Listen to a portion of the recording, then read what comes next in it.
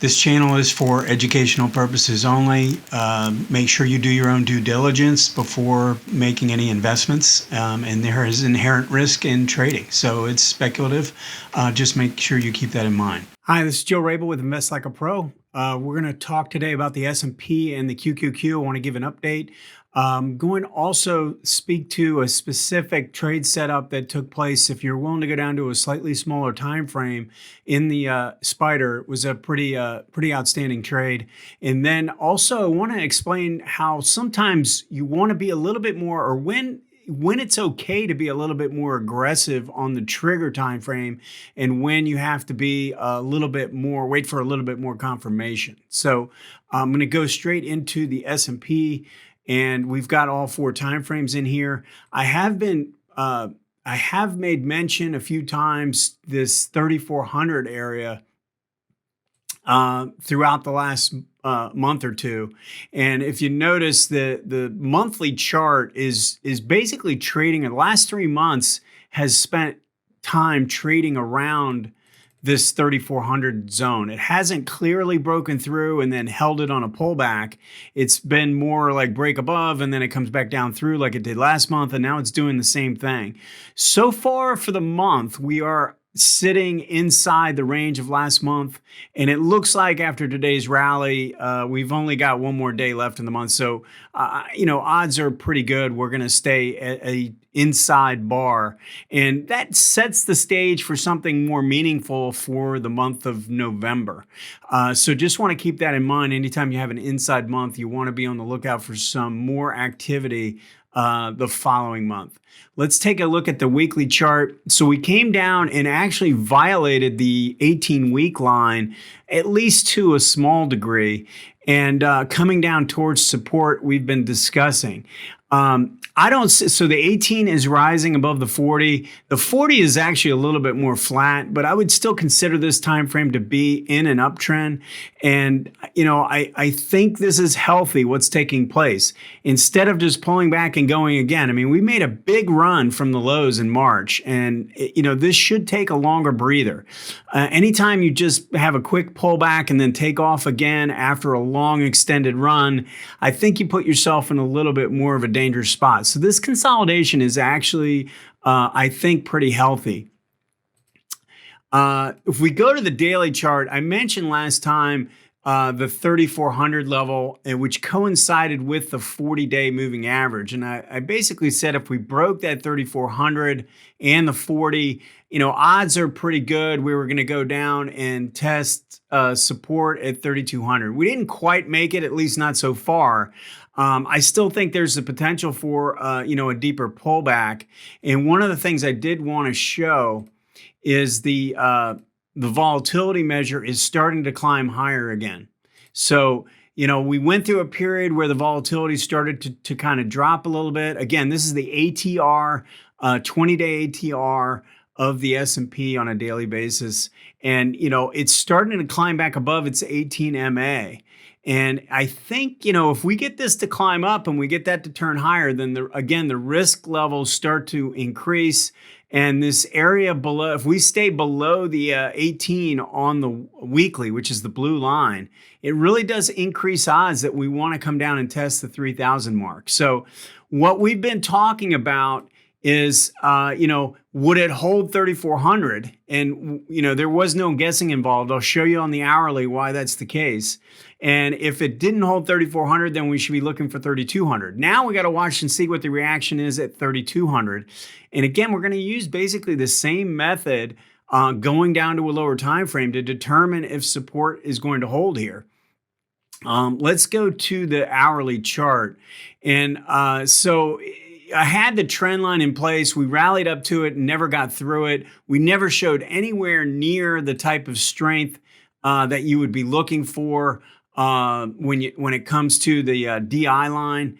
And so, that was basic failure. And so what I said last time is that if we got a break of the downtrend line, if we got DI strength, then I would be inclined to believe that we were going to head back to the upside, maybe test the highs again.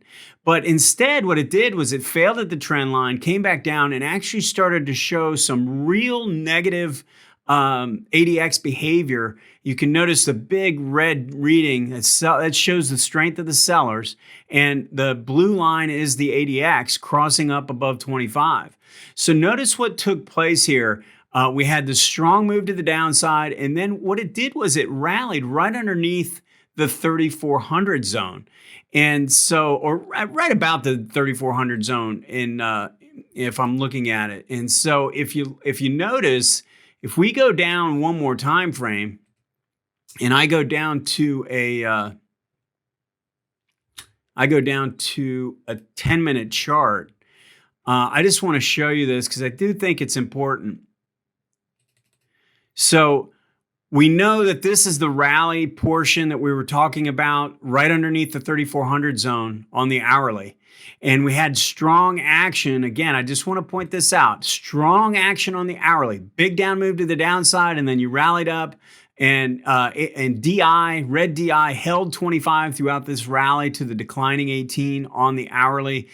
Strong ADX reading. And then again, we go down to this time frame and we get a rally up. And so I do want to show this. So if you notice, it rallied up and it came in the zone. And then when it tried to rally out, it couldn't get above this resistance area. And so once that happens, you have the ability to look for a break of the 40 as a setup. Or if you want, you could use the 1, 2, 3 change in trend method. That's out of my book. Both of these are out of my book. Either one could be used. And you had two pretty good entry points before this big decline. Again, if you wanted to go down to a 10-minute chart, we're actually doing the same sort of pattern again. If you look at what's taking place on the hourly, we've rallied up to the 18 on the hourly chart, 18 below the 40, both lines declining. And so you'd want to look for, some kind of a reversal pattern on the 10-minute again. I don't want to, I'm going to show you the QQQ pattern because I think it's a little bit more glaring. Let's switch back to all 4 time frames and go look at the Qs. And so this is a little different. We don't have a real critical level like 3,400 like we've been talking about on the S&P. In this case, we have sort of an extended move and it's gotten got overbought, and now it's trying to work off this overbought condition. The longer it goes, I think the healthier this pattern is. If we go look at the weekly, we actually came down and held the 18-week during this most recent pullback. I mentioned last time the MACD is below its signal line, and that does increase odds that we do more consolidating underneath 300 and maybe above this 250 level. Maybe we just spend more time working sideways for now. And again, I would view that as being a big positive, or I think a healthy sign. If we go and look at the daily chart, the 280 number was kind of the line in the sand there. We clearly broke through that and rallied up. And it's really kind of still below that level and really showing some resistance. This index is just not showing the same kind of pattern in terms of real strength in either direction. But it is sort of sloppy. It was unable to hold the 280 level. And so the odds increase that we're coming down towards the 260 to 265 area over the course of maybe the next week or two. So we just got to be on the lookout for that. If we go to the hourly chart, so this is where I just want to make mention, if you draw in the trend line, the same thing happened, the spider, it never broke the downtrend line, never got above the 40. And then we got an increase in negative DI and an increase in strength in the trend by having the ADX cross above 25. When this happens, when we get a move above 25 like this, I wouldn't be looking for a quick reversal. So in other words, before, when the trend down here, if you go back to this prior area, I had said if you broke the downtrend line, and I'm just going to put the trend line in just so you can see it. So if we have this trend line in place and ADX is really low on the decline phase, then I would be inclined to go ahead and be a buyer through this zone here. If we show some green DI, I'm okay with buying and being a little bit more aggressive. But once the ADX crosses above 25 and we show this kind of strength, I would be more inclined to wait for a move up through, and then you need to make a higher low like that. That is really what we're trying to find now. Now that we have made a pretty serious decline to the downside. You don't need to be aggressive now because we have a full-fledged downtrend on the hourly chart. Whereas if you look back at this point, we went in the zone, out of the zone. It kind of went more sideways as opposed to continuing to trend lower. Now that we've done that, I think you have to look for a more serious rally up through, and then again, make a higher bottom or reversal, or wait for the full-fledged 1, 2, 3 change in trend to really be convinced that we're turning back to the upside. So for now, based on the fact that we've broken the 18 on the daily chart and we're sitting right at the 18 on the weekly chart, we got to be really careful if we see any more downside weakness because the risk levels will become elevated. Please hit that like button and, ask me any questions or, make any comments on any of these videos. If you see anything that doesn't make sense, please feel free to reach out and ask some questions. All right. Thank you.